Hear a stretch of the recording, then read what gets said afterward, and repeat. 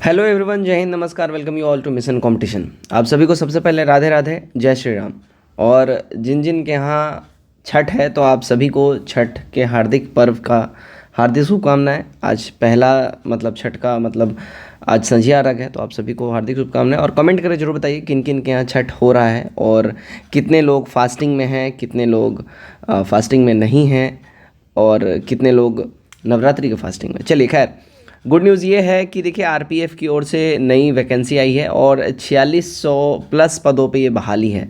इस बहाली के अंदर में देखिएगा आपका जो आरपीएफ एसआई होता है वो भी पद है और साथ ही साथ कांस्टेबल का पद भी है। दोनों ही पद इसमें सम्मिलित हैं। अब एसआई के कितने हैं, कांस्टेबल के कितने हैं, आगे हम वीडियो में बताएंगे आपको सब कुछ डिटेल में, ठीक है। तो यहाँ पे एक चीज़ जान लीजिए, इस वीडियो के अंदर में आपको नोटिफिकेशन कब से स्टार्ट हो रहा है, साथ ही साथ अप्लाई डेट, सिलेबस, सब कुछ का इसमें हम जानकारी आपको दे देंगे। चलिए वीडियो स्टार्ट करते हैं हम लोग। सो दोस्तों, हम लोग आगे अपने ऑफिशियल नोटिस के ऊपर में आप यहाँ पे देख सकते हैं। तो ये देखिए आरपीएफ 1/2024 और आरपीएफ 2/2024, यानी दो वैकेंसियाँ आई हुई हैं। दो वैकेंसियाँ यानी कि आपको एक सब इंस्पेक्टर की वैकेंसी और एक कांस्टेबल की वैकेंसी है। पोस्ट के बारे में भी डिटेल में बात करेंगे, ठीक है। तो ये आ चुकी हैं और ऑनलाइन एप्लीकेशन डेट जो है बेसिकली देखिए कल से ये स्टार्ट हो जाएगा फॉर्म फिल होना, ठीक है। नोटिफिकेशन आ चुका है, कल से स्टार्ट हो जाएगा, 15/4 से ये स्टार्ट हो जाएगा और जो क्लोजिंग डेट होगा वो होगा 14/5/2024 तक ये फॉर्म फिल किया जाएगा। डिटेल में सब कुछ इसमें हम लोग बात करेंगे, ठीक है, ध्यान रखिएगा इसमें। तो आरपीएफ 1 जो है आपका ये सब इंस्पेक्टर के पोस्ट के लिए वैकेंसी कहलाएगा और आरपीएफ 2 2024 कांस्टेबल के लिए कहलाएगा, ठीक है। अब यहाँ पे देखिएगा, यहाँ पे जो सब इंस्पेक्टर का जो पद है ये देखिए पे लेवल जो है 7th सीपीसी के अंडर आएगा ये, ठीक है।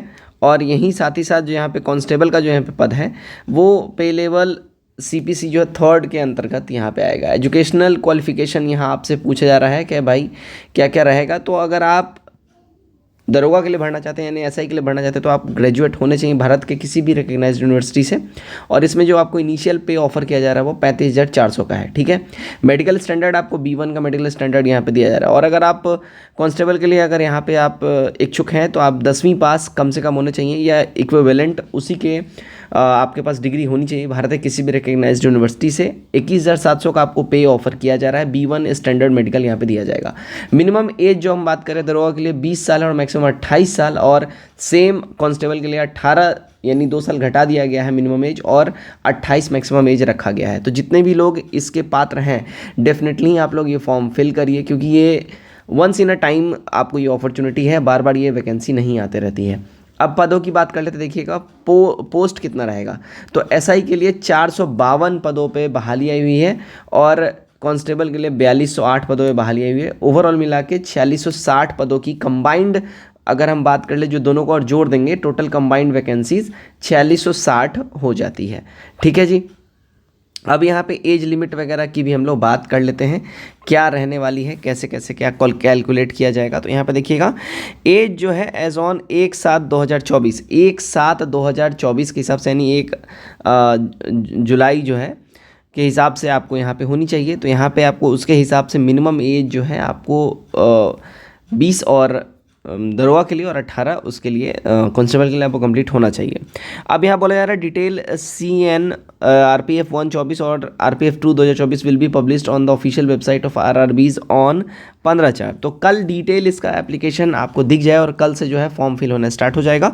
ऑफिशियल वेबसाइट जो है पारा 13 में जो है यहाँ पे आपको दिया रहेगा। अभी नीचे यहाँ पे मैं सब कुछ दिखाऊंगा, ठीक है।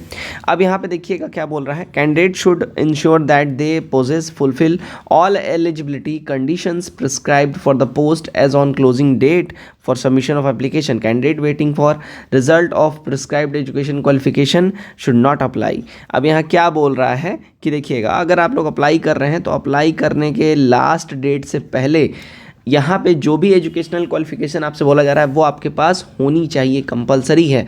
अगर आप लोग मान लीजिए एग्ज़ाम दे दिए हों और वेटिंग में है ना कि रिज़ल्ट अब आने वाला है, तो वैसे स्टूडेंट यहाँ पे अप्लाई नहीं कर सकते हैं, क्लियरली मेंशन कर दिया गया है।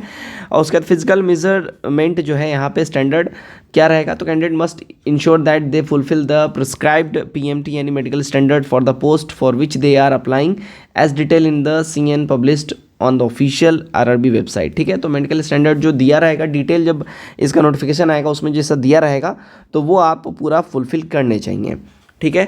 अब रिजर्वेशन और suitability for person with benchmark disability जो वहाँ पे डिटेल में रहेगा वो आपसे बोला जा रहा है, ठीक है।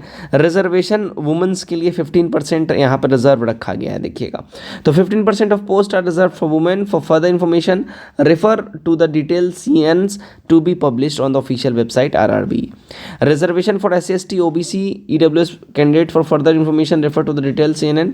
तो कल जो डिटेल्स जो इसमें पब्लिशमेंट आएगा उसमें आपको सारा दे दिया जाएगा। अब देखिएगा यहाँ पे आपका फ़ी कितना मांगा जा रहा है, तो फ़ी आपसे मांगा जा रहा है 500 रुपया, ठीक है। 500 रुपया कौन कौन देंगे, तो 500 रुपया देंगे जनरल, EBC OBC, ठीक है जी, है ना, क्लियर। अब यहाँ देखिए for all candidate except categories mentioned below, ठीक है, serial number 2, out of these fee of 500 of amount 400 shall be refunded duly deducting bank charges as applicable on appearing in CBT।